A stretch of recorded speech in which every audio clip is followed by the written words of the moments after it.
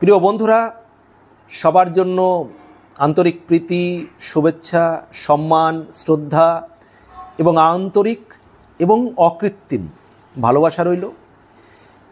আগামী 2026 সালে পশ্চিমবঙ্গে বিধানসভা নির্বাচন হবে এবং 2026-এর নির্বাচনের আগে পশ্চিমবঙ্গের যে নির্বাচনী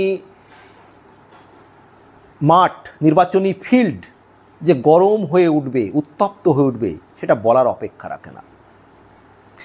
কিছুদিন হলো শুভেন্দু অধিকারী মমতা ব্যানার্জিকে উদ্দেশ্য করে বলেছেন যে আমি যদি না থাকতাম তাহলে মমতা ব্যানার্জি মুখ্যমন্ত্রী হতে পারতেন না। মানে সম্প্রতি এই কথাটি শুভেন্দু অধিকারী বলেছেন, সম্প্রতি, যে আমি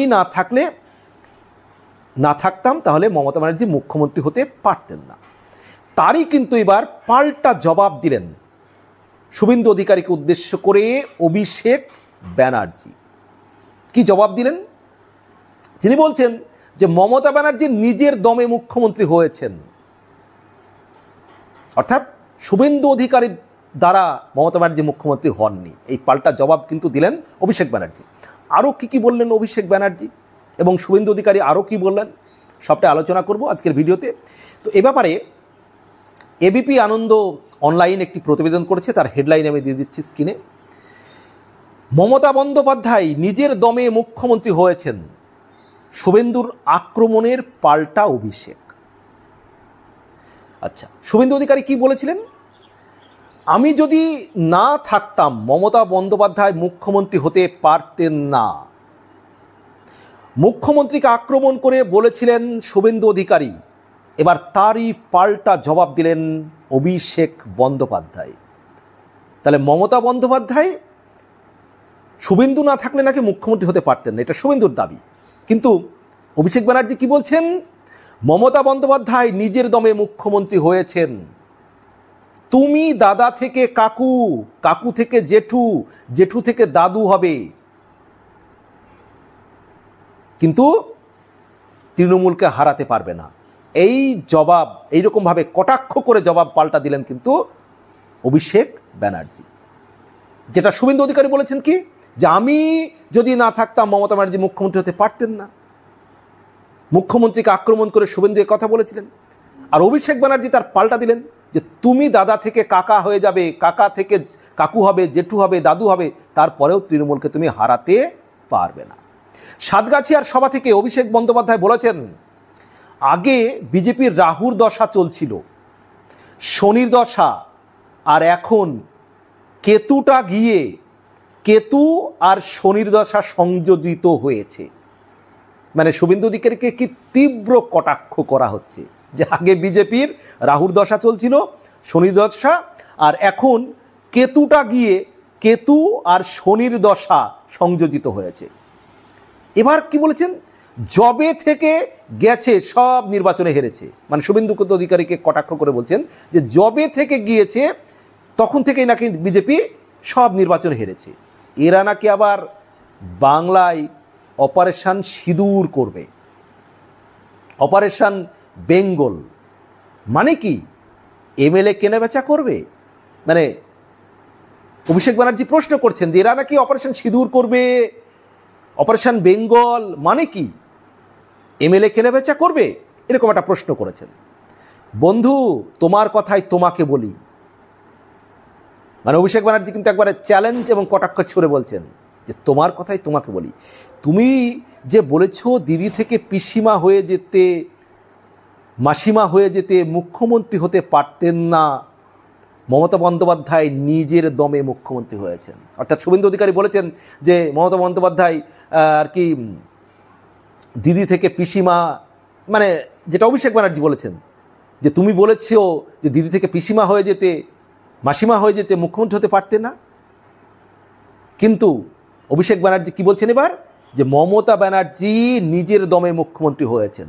অর্থাৎ শুভেন্দু অধিকারীকে চ্যালেঞ্জ যে তুমি বলেছো যে মমতা ব্যানার্জি মুখ্যমন্ত্রী হতে পারতেন না তুমি না থাকলে, মানে শুভেন্দু না থাকলে মমতা ব্যানার্জি তাকে মুখ্যমন্ত্রী হতে পারতেন না। সেটাই অভিষেক ব্যানার্জি বলছেন যে নিজের দমে মমতা ব্যানার্জি মুখ্যমন্ত্রী হয়েছেন। সেই সঙ্গে আর কি বলেছেন? 34 বছরের সিপিএমের জগদ্দল পাথরকে মানুষের আশীর্বাদ নিয়ে সরিয়েছে। আর তোমাকেও বলে রাখি, তুমি দাদা থেকে কাকা, কাকা থেকে জেঠু, আর এই ভাষা ব্যবহার করি না, কিন্তু তুমি এই ভাষ্যই বোঝো। মানে এই ধরনের কথা যে আমি এই ধরনের ভাষা ব্যবহার করি না, কিন্তু তুমি এই ধরনের ভাষায় বোঝো, আমার কিছু মানে করার নেই। তুমি দাদা থেকে কাকু, কাকু থেকে জেঠু, আর জেঠু থেকে দাদু হবে। তৃণমূল কংগ্রেসকে মানুষের হৃদয় থেকে আগামী 50 বছর বাংলার মাটিতে সরাতে পারবে না, অর্থাৎ তৃণমূল কংগ্রেসকে হারাতে পারবে না। তুমি দাদা থেকে দাদু হবে, জেঠু হবে, মানে দাদা থেকে কাকু হবে, কাকু থেকে জেঠু হবে, জেঠু থেকে দাদু হবে, তবু তৃণমূল কংগ্রেসকে মানুষের হৃদয় থেকে আগামী 50 বছর সরাতে পারবে না। এটা কি বলছেন? অভিষেক ব্যানার্জি। কাকে উদ্দেশ্য করে? শুভেন্দু অধিকারীকে উদ্দেশ্য করে। দম থাকলে লড়ো, লড়ো, করতে পারলে করো, লড়তে পারলে লড়ো, আর ধরতে পারলে ধরো। অভিষেক ব্যানার্জি শুভেন্দু অধিকারীকে একবার চ্যালেঞ্জ ছুড়ে বলছেন যে লড়াই করতে পারলে লড়াই করো, ধরতে পারলে ধরো, নইলে মুখ বন্ধ করে বাড়িতে গিয়ে ঘুমিয়ে পড়ো। তুমি যত আঘাত করবে তৃণমূল কংগ্রেস দলটা তত শক্তিশালী হবে। যেটা মমতা ব্যানার্জি বারবার বলেন যে তৃণমূল কংগ্রেসকে যত কাটবে তত তৃণমূল কংগ্রেস যেহেতু ঘাসফুল, তত বেশি করে ঘাসফুল বেরোবে। মানে যত আঘাত করবে তত তৃণমূল কংগ্রেস বাড়বে। এটাই কিন্তু অভিষেক ব্যানার্জি বলেছেন যে যত আঘাত করবে তত তৃণমূল কংগ্রেস শক্তিশালী হবে। আর কি বলেছেন? 2026-এর নির্বাচন নিয়েও বিজেপিকে হুঁশিয়ারি দিয়ে অভিষেক ব্যানার্জি বলেছেন, অভিষেক বন্দ্যোপাধ্যায় বলেছেন যে তিনি বলেছেন এর আগে 2021 সালে বিজেপির চাকা 77-এ আটকে গিয়েছিল, আর 2026-এর নির্বাচনে 50-এর নিচে নেমে যাবে বিজেপির সিট। মানে 2026 সালের নির্বাচনে অভিষেক বন্দ্যোপাধ্যায় বলছেন যে বিজেপির সিট 50-এর নিচে নেমে যাবে, যেটা 2021-এ 77-এ আটকে গিয়েছিল, 2026-এ এবার কিন্তু 50-এর নিচে নেমে যাবে চাকা, মানে সিট বিজেপির। এটাই কিন্তু অভিষেক বন্দ্যোপাধ্যায় বলেছেন। সাতগাছিয়ার সবাই নিঃশব্দ বিপ্লব রিপোর্ট কার্ড প্রকাশ করেছেন অভিষেক বন্দ্যোপাধ্যায়। ডায়মন্ড হারবারে তিনি কী কাজ করেছেন তার বিস্তারিত বিবরণ রয়েছে সেখানে, এই কথাও অভিষেক বন্দ্যোপাধ্যায় জানিয়েছেন। এছাড়া বিজেপিকে কটাক্ষ করে অভিষেক বলেছেন তারা তাদের শাসিত রাজ্যে যদি লক্ষ্মীর ভাণ্ডার চালু করতে পারে তাহলে তিনি রাজনীতি ছেড়ে দেবেন।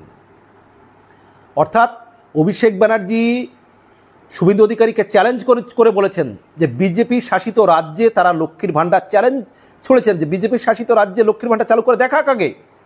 বিজেপি বলেছে তারা ক্ষমতায় এলে 3000 টাকা করে লক্ষ্মীর ভাণ্ডার দেবে, কিন্তু অভিষেক বন্দ্যোপাধ্যায় বলছেন এর অর্ধেক, অর্থাৎ 1500 টাকা করে দিলেই হবে, কিন্তু একটা রাজ্যে করে দেখাক।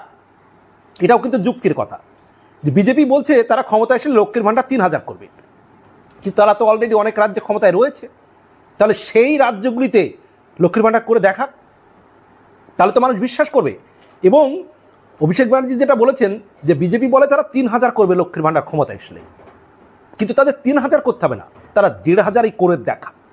এটা কিন্তু আমার খুব যুক্তিযুক্ত লেগেছে যে তারা আগে বাংলায় ক্ষমতা আসার আগে অন্য রাজ্য যেগুলো আছে তারা তো অনেক রাজ্যে ক্ষমতায় রয়েছে, সেই রাজ্যগুলিতে একটা করে দেখাক, যে অভিষেক বন্দ্যোপাধ্যায় বলেছেন। এটা কিন্তু খুব যৌক্তিক কথা বলেছেন অভিষেক ব্যানার্জি। এবং তিনি বলেছেন যে বিজেপি 3000 টাকা দেবো বলে লক্ষ্মীর ভাণ্ডার, 3000 দিতে হবে না, 1500 করেই দেখ বিজেপি। এটাও কিন্তু আমরাই মনে করি যার দিকে অন্য রাজ্যগুলো চালু করে দেখাক বিজেপি। প্রিয় বন্ধুরা, আপনারা কি মনে করেন যে যেটা শুভেন্দু অধিকারী বলেছেন যে তিনি না থাকলে নাকি মমতা ব্যানার্জি মুখ্যমন্ত্রী হতে পারতেন না, এই কথা কি সত্যি? আপনারা কি যুক্তিযুক্ত মনে করেন? এবার অভিষেক যেটা চ্যালেঞ্জ ছড়েছেন যে মমতা ব্যানার্জি তার মানে নিজের দমে মুখ্যমন্ত্রী হয়েছেন না, এটা যুক্তিযুক্ত, কোনটা সঠিক বলে মনে করেন? আবার অভিষেক ব্যানার্জি চ্যালেঞ্জ ছড়েছেন যে আগামী 50 বছরেও মানুষের হৃদয় থেকে তৃণমূলকে সরাতে পারবে না। শুভেন্দু অধিকারীকে উদ্দেশ্য করে যে তুমি দাদা থেকে কাকা জেঠু দাদু হয়ে যাবে, তাও পারবে না। এটাকেই বা কীভাবে দেখেন জানাবেন কমেন্ট বক্সে। ভালো থাকবেন, সবার জন্য শুভ।